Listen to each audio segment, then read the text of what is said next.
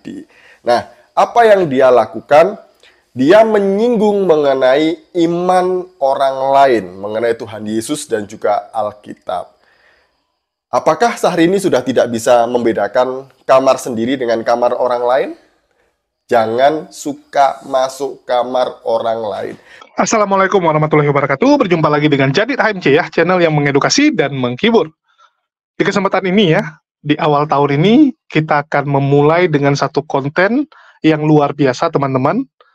Sebuah pernyataan dari artis papan atas yang membuat para Polikardus dan juga laskar-laskar Polikardus berang, ngamuk, tantrum teman-teman ya. Jadi pernyataan artis ini membuat Polikardus ini makan tak sedap, tidur pun tak bisa sleeping. Siapa artis yang kita maksud? Ya teman-teman tentu saja sudah tidak sabar ya. Jadi di sini Syahrini ya, baru-baru ini memposting satu pernyataan yang membuat laskar Polikardus ngamuk. Teman-teman bisa baca beritanya.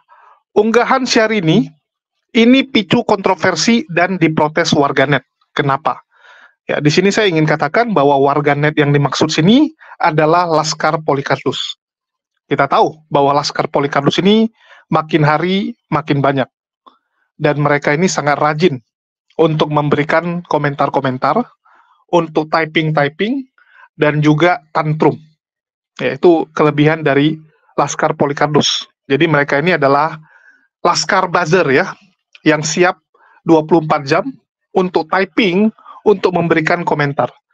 Jadi memang laskar Polikardus tugasnya seperti itu. Di sini teman-teman bisa baca ya, Syahrini yang dikenal lebih syarih, pasca pernikahannya dengan Reno Barak, telah menimbulkan pro dan kontra di media sosial dengan unggahannya yang terbaru. Unggahan ini membahas tentang Yesus sebagai Nabi Tuhan dari perspektif Islam dan perbedaan pandangannya dengan kepercayaan non-Muslim. Dalam unggahan tersebut, Syahrini memaparkan bahwa dalam Islam, gambaran Yesus berbeda dengan gambaran Tuhan yang maha sempurna. Jadi tulisannya seperti ini teman-teman ya. Bagaimanapun, di dalam kitab suci, Yesus lahir, makan, tidur, berdoa, dan punya keterbatasan pengetahuan.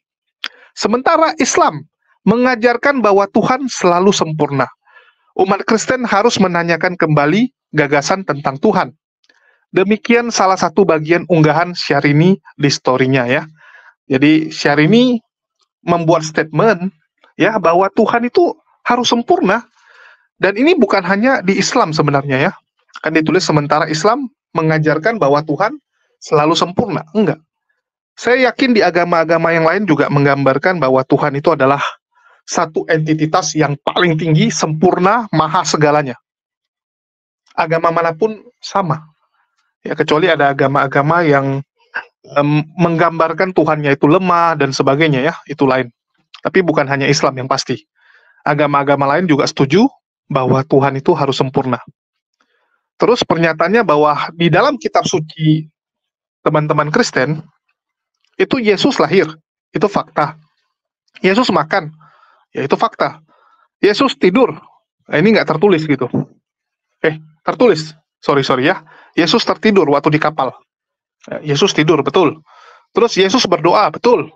Ya, dan punya keterbatasan pengetahuan. Ya betul juga, waktu ditanya hari kiamat, dia nggak tahu. Yesus waktu ditanya hari kiamat nggak tahu. Jadi apa yang disampaikan Syahrini ya, ini fakta. Yang disampaikan Syahrini ini sesuai kan dengan apa yang ada di dalam kitab suci kalian. Ya, bahwa Yesus itu lahir, betul. Yesus makan, betul. Yesus tidur, doa, dan punya keterbatasan pengetahuan. Sementara Tuhan itu harus sempurna. Ya betul pernyataan Syahrini ya. Saya juga bingung kenapa laskar Polikardus ngamuk, tantrum, dan sebagainya ya. Padahal pernyataan dia itu, dia membandingkan gitu. Bukankah seharusnya yang namanya Tuhan itu harus maha sempurna? Jadi di sini Syahrini bingung. Dia memposting ini sebagai bentuk kebingungan dia. Kok bisa gitu? Kok bisa teman-teman itu menuhankan sesuatu atau makhluk yang punya keterbatasan? Bukankah Tuhan itu harusnya maha sempurna? Nah, jadi ini adalah bentuk kebingungan dari Syahrini sebagai warga awam ya. Atau istilahnya ya orang yang benar-benar ingin tahu gitu. ingin belajar. Dan kita lihat bagaimana tantrumnya para Polikardus, dan saya rasa nggak perlu kita baca ya, bagaimana ngamuknya Polikardus kepada Syahrini. Dan kita bisa lihat, ini dipicu oleh laskar-laskar Polikardus. Ya, laskar Polikardus dan juga Polikardus tentunya. Oke, kita coba bacakan dulu, dan kita dengarkan ya, salah satu Polikardus yang tantrum berat dengan pernyataan Syahrini. Oke, kita sudah lama tidak reaksi. Ini ada Tante Didit Yuli ya. Silakan Tante Didit Yuli. Tidak terasa kita sudah mencapai di penghujung tahun 2023. Sebentar lagi kita sudah mengakhiri tahun ini. Tinggal menunggu hitungan jam saja kita sudah berganti ke tahun 2024. Banyak hal yang kita lewati, kita alami sepanjang tahun ini. Dan Tuhan tolong kita. Ada suka, ada duka, tapi Tuhan mampukan kita untuk melewati masa-masa itu. Nah, berharap di tahun depan kita semuanya berubah menjadi lebih baik. Kesehatan kita, keluarga kita, ekonomi kita, pelayanan kita, semuanya ya. Tapi kita tidak tahu. Tapi yang pasti bahwa semuanya ada di dalam rencana Tuhan. Nah, di akhir tahun ini, bukannya mengakhiri akhir tahun ini dengan baik gitu ya. Seorang pelantun lagu maju mundur cantik, yaitu Syahrini, membuat satu kegaduhan lah, sedikit kegaduhan di media sosial yang kemudian dimuat di surat kabar online, ada suara.com dan juga lambetura.co.id. Nah, apa yang dia lakukan? Dia menyinggung mengenai iman orang lain, mengenai Tuhan Yesus dan juga Alkitab. Apakah Syahrini sudah tidak bisa membedakan kamar sendiri dengan kamar orang lain? Jangan suka masuk kamar orang lain. Nggak usah mencampuri urusan orang lain. Lebih baik urus diri sendiri. Nah, mari kita melihat di berita yang dimuat oleh lambetura.co.id. Di sini saya bacakan demikian ya. Sejak menikah dengan Reno Barak, Syahrini kerap dikenal lebih syar'i hingga membatasi diri untuk tampil di depan publik. Ya, dia lebih syar'i katanya di sini. Syahrini juga kerap membagikan kutipan Islami, video ceramah atau potongan ayat Al-Quran di media sosialnya.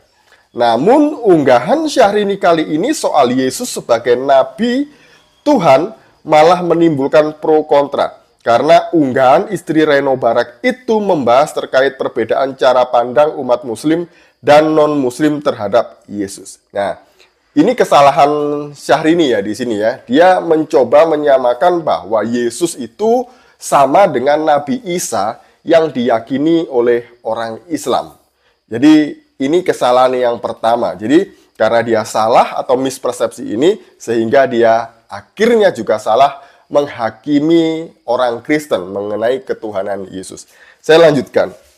Menurutnya, gambaran Yesus tidak sesuai dengan gambaran Tuhan dalam Islam, karena Yesus masih memiliki keterbatasan, sedangkan Tuhan merupakan maha sempurna. Bagaimanapun di dalam kitab suci, Yesus lahir, makan, tidur, berdoa, dan punya keterbatasan pengetahuan.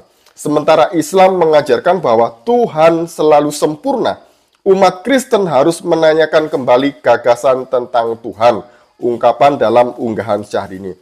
Umat Kristen harus bertanya pada diri sendiri, apakah gagasan tentang Tuhan dulunya adalah seorang anak yang lemah dan tidak berdaya, yang tidak dapat bertahan hidup tanpa makan, minum, atau tidur sama dengan Tuhan yang Maha Kuasa yang dijelaskan dalam Perjanjian Lama?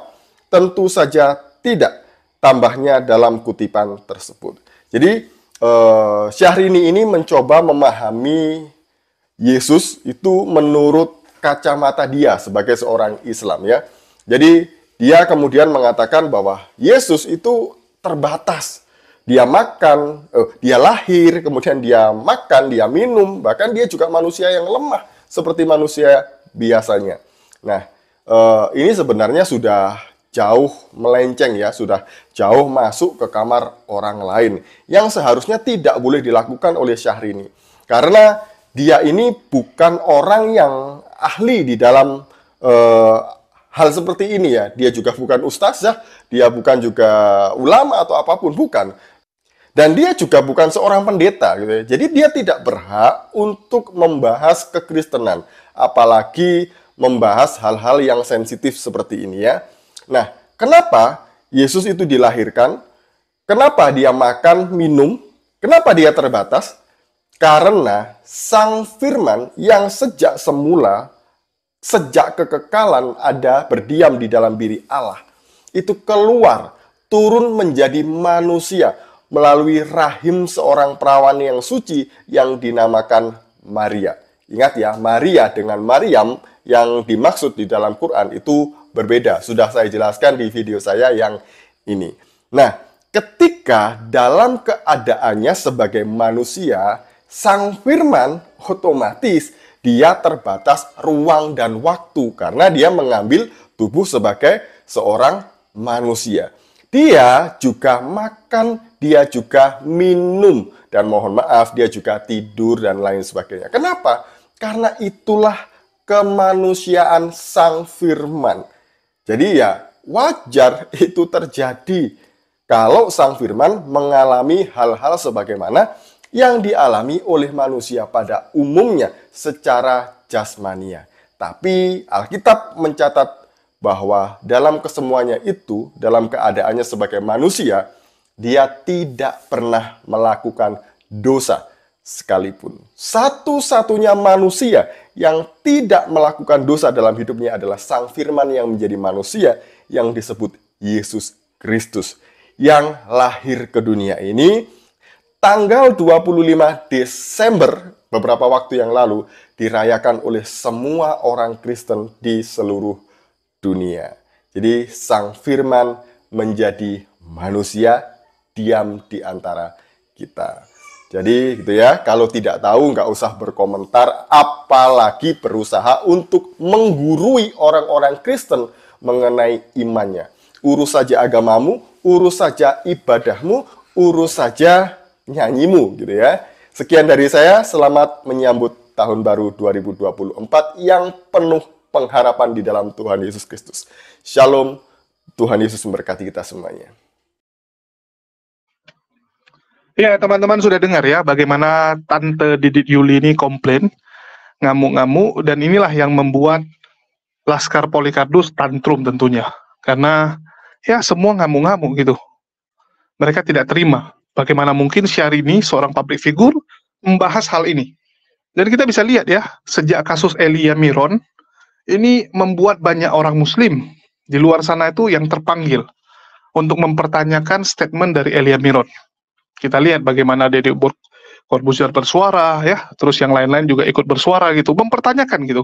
Ini Elia Miron apa nggak sadar bahwa yang dia tuhankan ini malah ya hanyalah manusia. Manusia yang seperti disampaikan Syahrini itu butuh makan, butuh tidur, dan tidak maha mengetahui. Kan begitu. Jadi kembali lagi, ini kan bentuk pertanyaan dari Syahrini, bentuk kebingungan. Ya, kebingungan dari Syahrini. Sedangkan Tante Didit Yuli mengatakan, Syahrini ini nggak berhak, nggak punya kapasitas dia membahas hal ini. Loh, di sini kan Syahrini mengomentari dalam kapasitas kebingungan dia.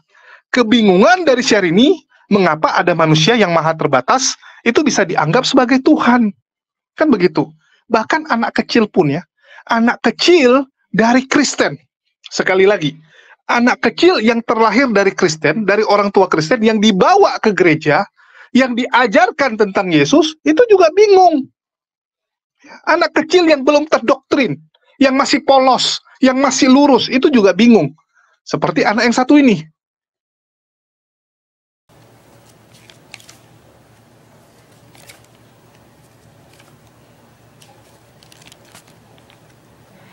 Where's Jesus? As Jesus grew up, he learned more and more about God. Jesus is God. How can he learn more and more about himself? Because Jesus is God. It's a great question, Emily. So how can he learn more and more about himself? Because it said Jesus grew up. He learned more and more about God, his Father. Well, because when Jesus came down to earth, he grew up as a regular human being too. So he would read the Bible and that kind of thing. So he would learn more and more about himself Hmm. by reading the Bible. Jadi orang umum yang belum terdoktrin pasti akan mempertanyakannya. Semua akan bertanya, kok bisa Tuhan seperti itu? Bukankah dalam pemahaman kita itu Tuhan itu harus maha sempurna? Bagaimana mungkin kita menyembah sesuatu yang tidak sempurna? Nggak mungkin kan gitu. Apa bedanya kita dengan ajaran-ajaran pagan zaman dulu? Menyembah kepada dewa tertentu, dewa tanaman, dewa kesuburan, ya, dewa roti. Jadi spesifiknya tuh dia cuman maha di satu bidang doang. Dan dewanya bisa mati juga, dibunuh. Ya, dewa-dewanya bahkan kalah sama Kerasakti gitu. Ya. Kalau di film Kerasakti ngalahin dewa-dewanya. Kalau di film Yunani-Yunanian, ya banyak itu yang bisa membunuh dewa-dewanya. Julukannya nanti The God Slayer ya, pembunuh dewa. Ngeri ya. Jadi bagi teman-teman, ini kan cuma bentuk kebingungan dari seorang Syahrini yang mempertanyakan hal tersebut. Jadi janganlah tantrum sekali ya. Saya nggak tahu apakah sebegitu takutnya Polycarpus, karena ini kan seorang Syahrini, seorang public figure, seorang yang punya banyak pengikut. Apakah dia takut pengikut-pengikut mereka yang Kristen jadi berpikir, jadi merenungkan juga, jadi mempertanyakan, oh benar juga ya yang disampaikan Syahrini. Kenapa kita menyembah kepada makhluk yang serba terbatas? Apakah ada ketakutan itu? Karena kita tahu ya, banyak orang itu beriman cuman modal warisan, ya udah imani saja. Pokoknya saya menyembah kepada Tuhan yang ini, hidup saya enak, saya dapat kerjaan, ya, saya nggak kekurangan, saya ada masalah, saya berdoa, selesai, udah selesai, saya nggak mau tahu. Apakah seperti itu? Apakah cuman modal seperti itu beriman? Ini sering kita dapati ya. Sering kita dapati di luar sana, orang itu beriman cuman seperti itu. Bahkan kalau kita tanyakan, Tuhan kamu yang mana? Bingung. Bingung gitu kan? Kalian bisa lihat, dalam diskusi lintas iman selama ini, bagaimana kebingungan-kebingungan itu terjadi. Itu kalau ditanya, siapa Tuhan kamu? Yesus. Loh, Allah Bapa apa? Tuhan. Jadi Tuhanmu ada dua? Enggak, satu. Jadi Allah Bapa sama Yesus tuh sama atau enggak? Enggak. Ya. Dua pribadi yang berbeda. Tambah pribadi ketiga, Roh Kudus. Mutar lagi kan. Bingung akhirnya. Yang udah bingung lama-lama jadi oneness. Tuhan kamu siapa? Yesus. Allah Bapa itu siapa? Itu Yesus. Ya. Yesus sebelum turun ke dunia. Dan setelah Yesus kembali ke surga. Namanya Allah Bapa. Waktu di dunia namanya Yesus. Nah, jadi oneness dia. Dan kita lihat, banyak sekali ya, teman-teman Kristen awam itu yang pemahamannya kurang, pasti jadi oneness. Jadi oneness, terus nanti dibidatkan loh. Dibidatkan sama teman-teman Kristen yang lain. Luar biasa sekali. Kalian bisa lihat, kejujuran anak-anak kecil yang belum terdoktrin. Mereka akan tahu bahwa Tuhan yang benar adalah Tuhan yang maha sempurna. Tidak mungkin yang tidak sempurna. Tidak mungkin. Tetapi karena mereka terus didoktrin, dikasih tahu, ini Tuhan juga loh. Ini Tuhan dengan segala keterbatasannya, karena dia mengambil rupa manusia. Seperti yang disampaikan Didik Yuli.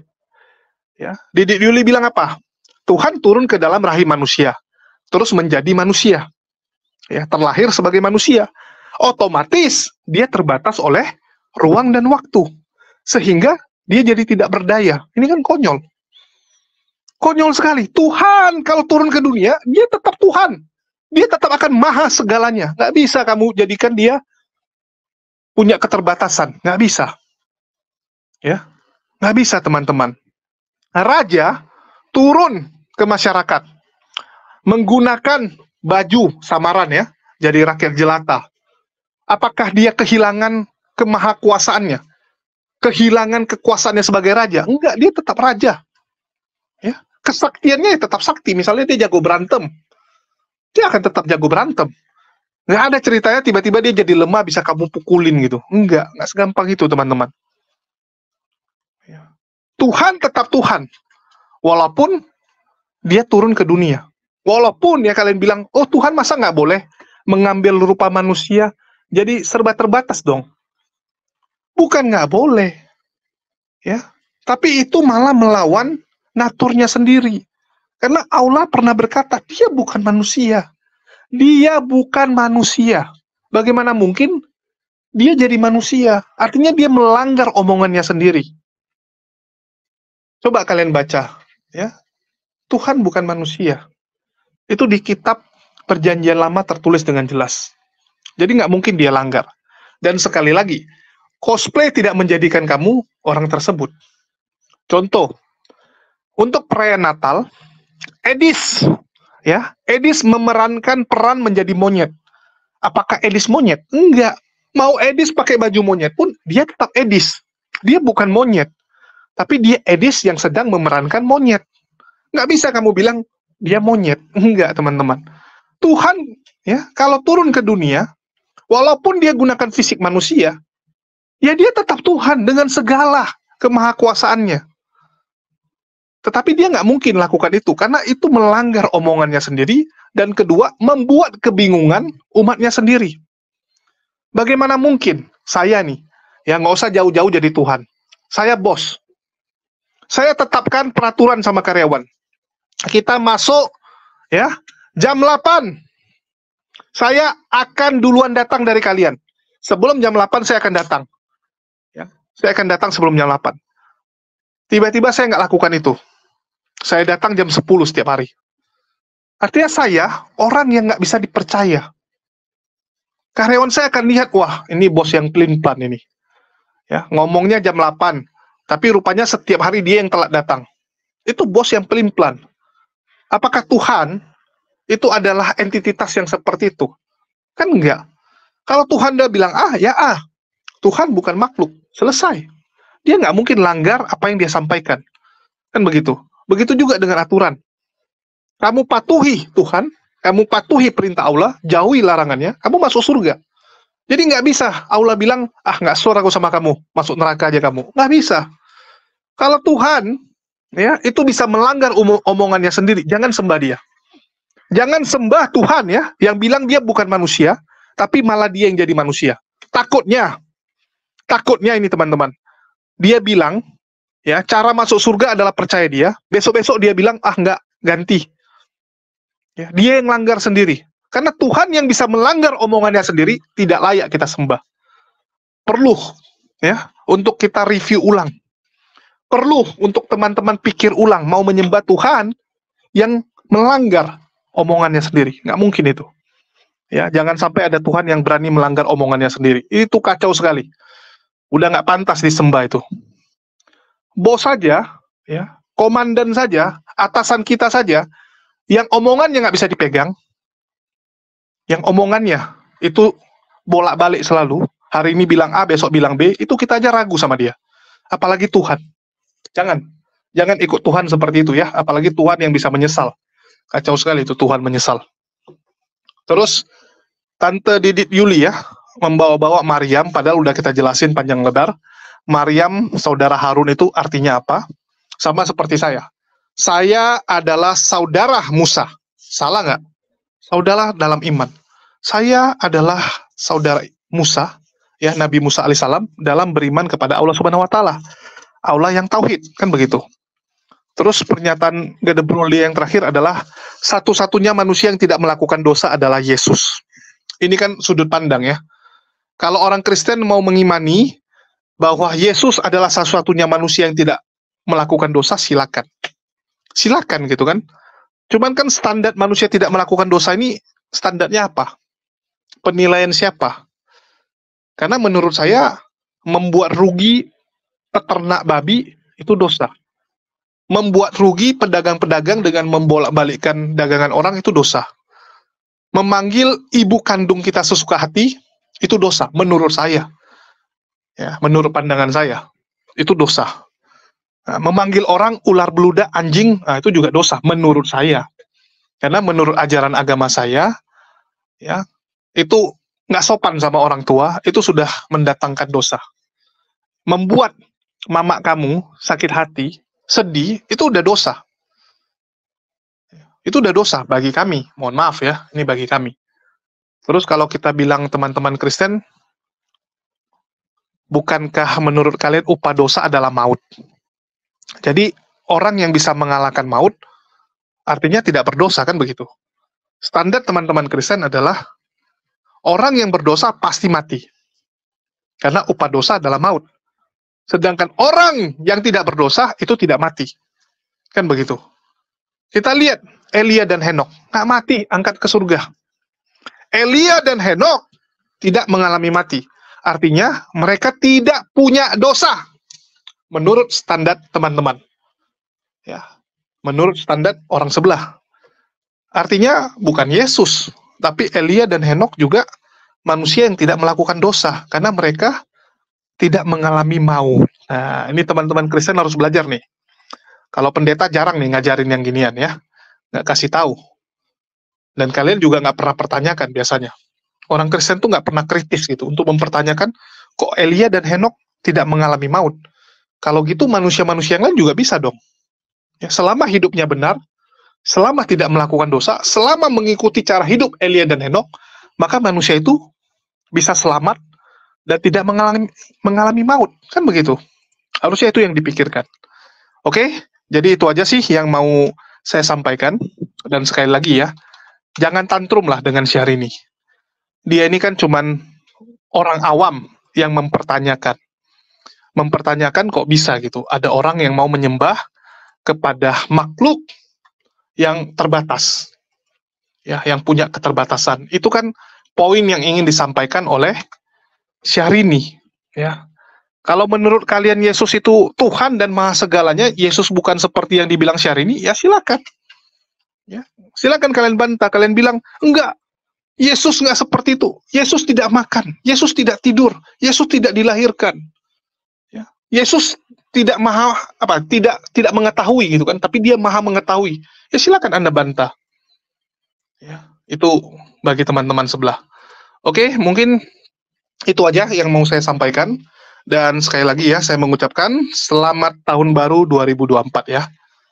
Tidak perlu terlalu euforia, tapi ini jadikan kita jadikan renungan gitu. Apa yang mau kita lakukan di 2024. Dan semoga 2024 ini menjadi tahun yang lebih baik. Karena jujur bagi saya sendiri 2023 adalah tahun yang saya tidak melakukan apapun, malah sebuah tahun kemunduran ya.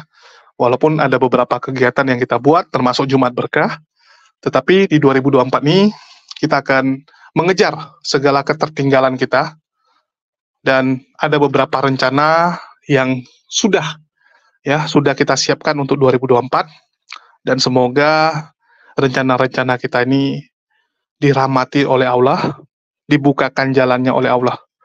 Ya, jadi salah satunya adalah saya ingin membuat studio yang proper, yang dari tahun lalu tuh gagal-gagal terus, dan semoga 2024 ini kita bisa membuat markas untuk HMC, di mana nanti kita juga mau buat podcast dengan mualaf-mualaf, dengan teman-teman, dan mungkin bukan saya hostnya, tapi ya kita yang di balik layar lah. Ya, ada beberapa orang yang akan kita majukan, dan ada beberapa rencana kegiatan juga yang akan kita lakukan. Jadi kita butuh markas, ya, kita butuh tempat sebagai titik poin untuk berkumpul. Jadi bagi teman-teman yang tergerak untuk membantu perjuangan kami, dapat disalurkan melalui nomor rekening yang ada di bawah ya. Jadi kita akan lebih aktif di 2024 ini, di mana ada beberapa lah yang akan kita buat. Jadi kita nggak mau ketertinggalan. Ya, kita nggak mau tertinggal dari teman-teman yang udah maju, ya, udah maju terlalu jauh, sehingga kita ini jadi ketinggalan. Ya, kita akan kejar apa yang menjadi target kita. Dan bagi teman-teman yang tergerak untuk membeli baju, kita juga jual baju ya. Kita menjual merchandise. Termasuk di sini ada kaos Al-Ayyubi, polo shirt Al-Ayyubi, hoodie Al-Ayyubi, begitu juga dengan Bamtri ya. Ada kaos Aki Bamtri, polo shirt, dan hoodie Bamtri. Ya, Bamtri Channel. Serta merchandise lainnya. Ya, ada ini. Hamas, ya. Hamas yang trio ini, lucu nih. Ini paling laku sebenarnya. Bagi teman-teman yang mau beli, bisa kontak di nomor WA yang di bawah atau melalui Tokopedia, karena lagi banyak promonya. Ya, lagi gratis ongkir juga. Ya, Tokopedia ada gratis ongkirnya.